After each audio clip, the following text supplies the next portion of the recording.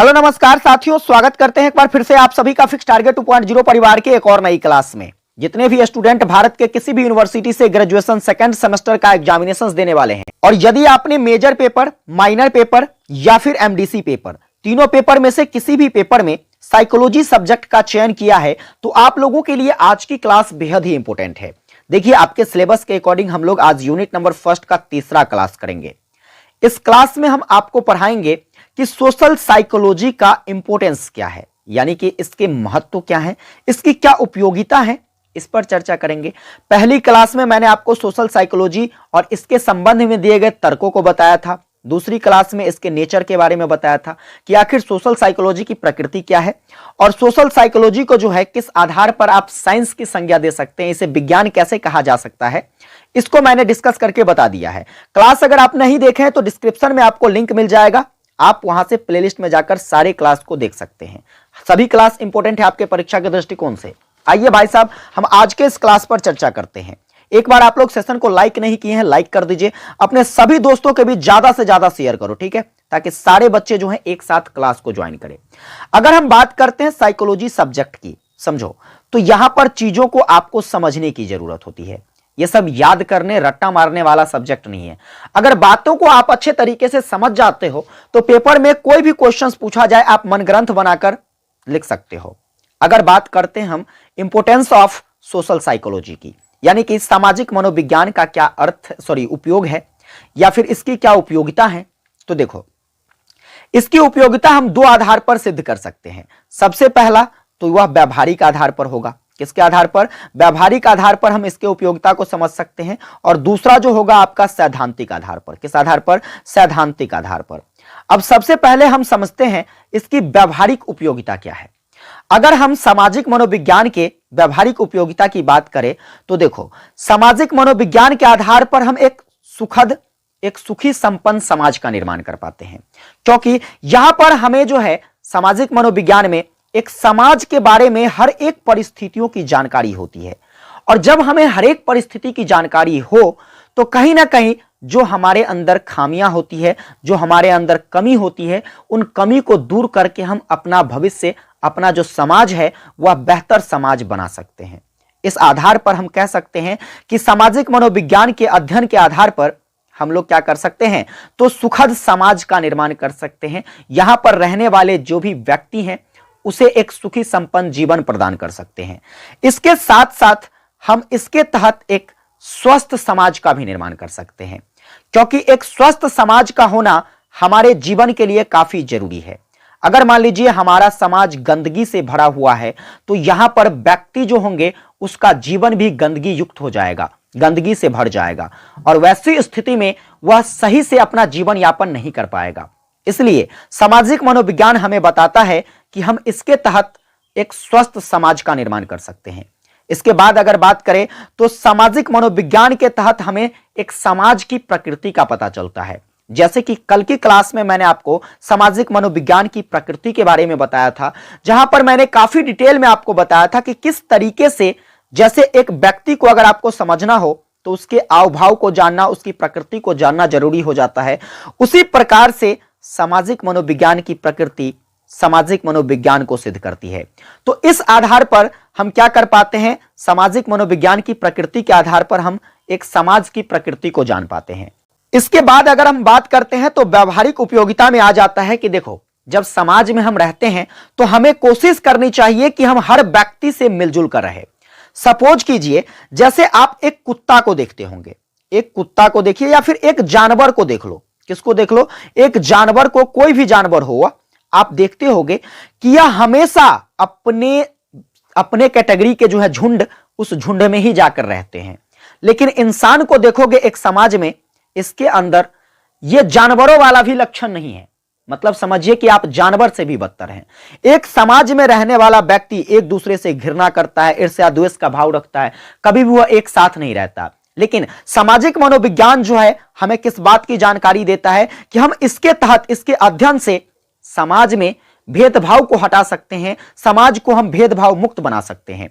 और जब अगर आपका समाज भेदभाव मुक्त हो जाएगा तो वैसी स्थिति में आप एक समाज का सर्वांगीण विकास देख पाएंगे। समाज जो है हर तरीके से विकसित हो पाएगा। इसके अतिरिक्त हम इसकी और भी व्यवहारिक उपयोगिता पर नजर डालें तो आप कह सकते हो कि एक समाज की अंतःक्रियाओं का अगर हमें अध्ययन करना हो तो सामाजिक मनोविज्ञान काफी जरूरी हो जाता है, क्योंकि इसके तहत समाज में व्यक्ति क्या कर रहा है, उसका क्या कार्य है, उसकी जो व्यवहार करने के तौर तरीके हैं वह क्या है, ये सारी बातों की जानकारी हमें किससे मिलती है? सामाजिक मनोविज्ञान से। तो सामाजिक अंतःक्रियाओं का अगर अध्ययन करना हो, उसके बारे में जानना हो तो सामाजिक मनोविज्ञान क्या हो जाता है? जरूरी हो जाता है। इसके साथ हम एक अपराध मुक्त, एक समाज विरोधी व्यवहार को क्या कर सकते हैं? तो हटा सकते हैं समाज से।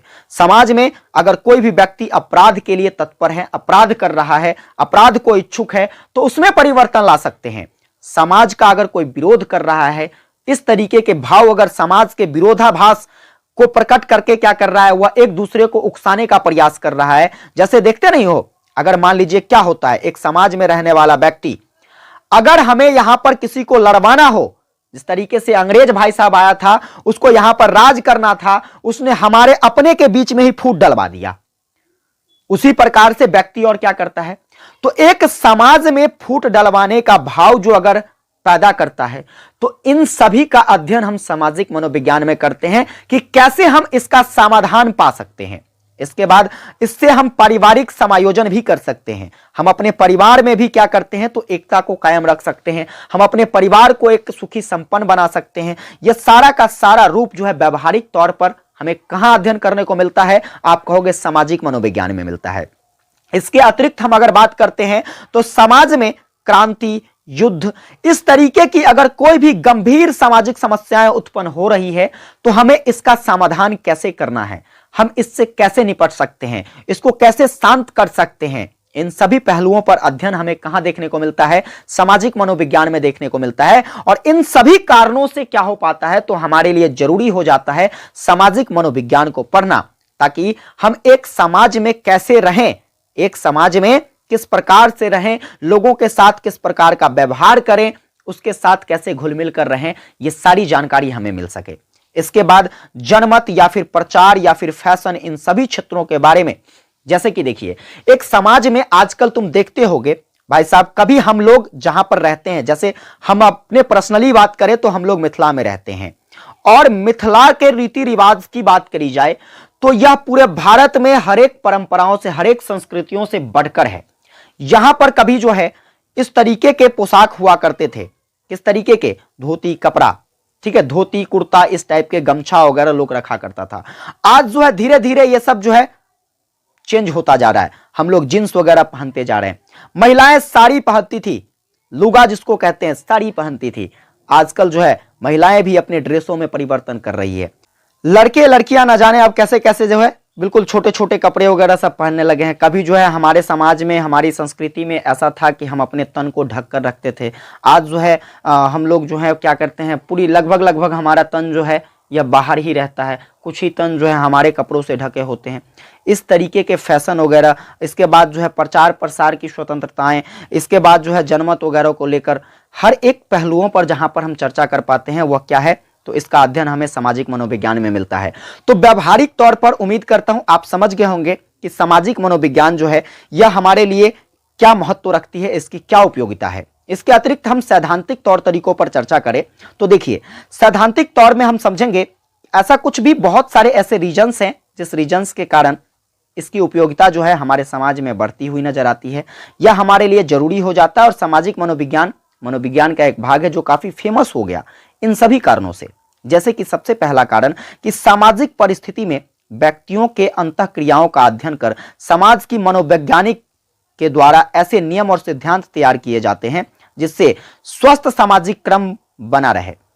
यानी कि इस समाज की परिस्थितियों को देखकर, समाज के हर एक हालातों को देखकर सामाजिक मनोवैज्ञानिकों के द्वारा कुछ ऐसे नियमों का प्रतिपादन किया जाता है, कुछ ऐसे सिद्धांत बनाए जाते हैं जिस सिद्धांत के आधार पर क्या किया जा सके, तो सामाजिक क्रम को बनाए रखा जा सके। यानी कि समाज का जो ऑर्डर है, समाज का जो क्रम है, समाज की जो व्यवस्था है, उस व्यवस्था को कायम रखा जा सके। निश्चित सामाजिक क्रम एवं सामाजिक व्यवस्था के परिणाम स्वरूप व्यक्ति में क्या होता है, तो व्यक्ति में हमेशा खुशहाली बनी रहती है। यानी कि समाज में अगर असंतुलन जैसा कोई भाव ना हो, समाज हमेशा संतुलित तौर पर चलते रहे, तो वैसी स्थिति में समाज में रहने वाले हर व्यक्ति क्या होते हैं, खुशहाल होते हैं। उसके जीवन में क्या होता है, तो सब कुछ सही ही चलता है। लेकिन अगर कोई भी चीजें परिस्थिति के विपरीत चला जाए तो वैसी स्थिति में हमारी खुशहाली छिन जाती है। यह सब सैद्धांतिक उपयोगिता है। इसके अतिरिक्त अगर हम बात करते हैं तो प्रत्येक समाज का जो एक मानक और प्रत्येक समाज जो होता है, इसका क्या होता है, तो एक मानक और मूल्य होता है। यह मानक और मूल्य क्या है, इसको समझिए। तो देखिए, समाज में रहने वाले जो भी व्यक्ति होते हैं, उन व्यक्तियों के व्यवहार करने का जो होता है एक तौर तरीका होता है, एक कायदा कानून होता है। इसी को हम लोग कह सकते हैं कि समाज का क्या है, तो एक मानक और मूल्य होता है। जिस मूल्यों के आधार पर, जिस मानक के आधार पर समाज के मनोवैज्ञानिक जो हैं यह बताने की कोशिश करते हैं कि अमुक व्यक्ति का व्यवहार जो है यह किस प्रकार का है। अगर उसका व्यवहार ऐसा है तो क्यों है ऐसा, इसके क्या कारण है। अगर कोई व्यक्ति खराब व्यवहार प्रस्तुत करता है तो हम उसे कैसे सही कर सकते हैं। यह सब मानक मूल्यों के आधार पर ही सिद्ध हो पाता है। इसके बाद अगर हम बात करते हैं तो सामाजिक मनोविज्ञान जो भी है, समाज मनोविज्ञान, वह व्यक्तित्व के स्वस्थ विकास में क्या करती है, मदद करता है। इसके जरिए हम लोग अपनी स्वच्छता पर ध्यान दे पाते हैं और हम एक स्वस्थ समाज का निर्माण कर पाते हैं। सामाजिक मनोविज्ञान जो है यह व्यक्तियों को एक सफल, सजग और सुंदर नागरिक बनाकर क्या करती है, तो आदर्श समाज के निर्माण में अपनी योग्यता, अपनी भूमिका निभाती है। यानी कि सामाजिक मनोविज्ञान के आधार पर हम समाज का एक गहन अध्ययन कर पाते हैं। और जब हम इसका गहन अध्ययन कर पाते हैं तो समाज में हमें कैसे रहना चाहिए, समाज के प्रति हमें कैसा भाव रखना चाहिए, कैसे सोचना चाहिए, इन सभी चीज़ों की जानकारी जब हमें हो पाती है तो हमें कुशल नागरिक बन पाते हैं। और जब एक कुशल, एक आदर्श नागरिक बन पाते हैं तो इससे समाज की क्या होती है, एक विकसित समाज की स्थापना होती है।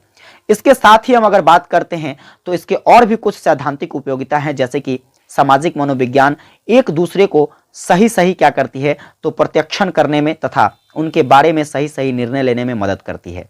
जैसे कि मान लीजिए कोई व्यक्ति है, सपोज यहाँ पर राम है।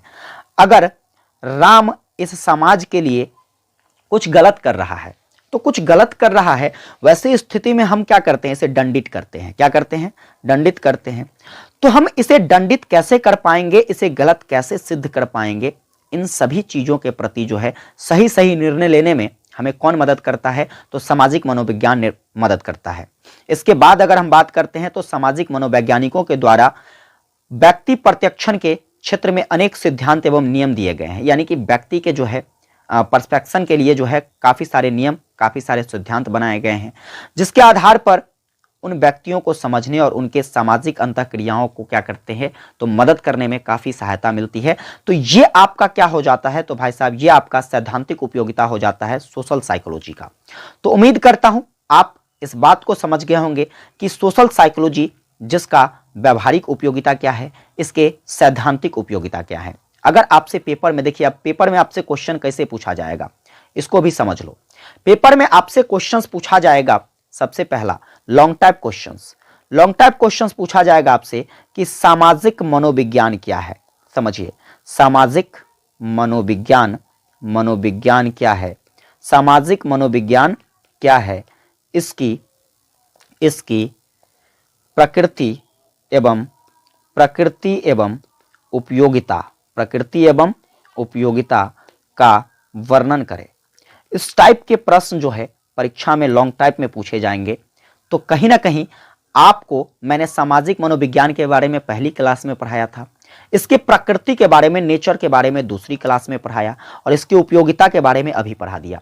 जब तीनों को एक साथ मिलाकर लिख दीजिएगा, ये आपका लॉन्ग टाइप क्वेश्चंस का आंसर हो जाएगा। तो उम्मीद करता हूं आपको ये बात समझ में आ गया होगा। शॉर्ट टाइप क्वेश्चंस में डायरेक्टली पूछा आ सकता है, क्या पूछा जा सकता है कि सामाजिक मनोविज्ञान के क्या कहते हैं, उपयोगिता को लिखिए या शॉर्ट टिप्पणी कीजिए, या फिर कहा जा सकता है जैसे कि यहां पर देखिए कि सामाजिक मनोविज्ञान का जो सैद्धांतिक उपयोगिता है उस पर एक संक्षिप्त टिप्पणी लिखिए, या फिर इसके व्यावहारिक उपयोगिता पर संक्षिप्त टिप्पणी पूछा जा सकता है। तो इस टाइप से पेपर में प्रश्न बनाए जा सकते हैं। उम्मीद करता हूं आपको सारी बातें अच्छे से समझ में आ गया होगा। एक बार आप लोग कमेंट में यस टाइप करके बता दीजिए कि सर समझ में आ गया। अगर ये क्लासेस आपको हेल्पफुल लगी हो, आने वाली क्लास के लिए चैनल पर नए हैं, सब्सक्राइब करके नोटिफिकेशन बेल को ऑन कर लीजिएगा ताकि हर क्लास आपको टाइम से मिल सके। अपने सभी दोस्तों के बीच इसे ज़्यादा से ज़्यादा शेयर कीजिएगा और कमेंट करके जरूर बताइएगा कि आपको क्लास कैसी लगी। विशेष आप लोगों से अगली क्लास में मिलेंगे। जय हिंद, वंदे मातरम।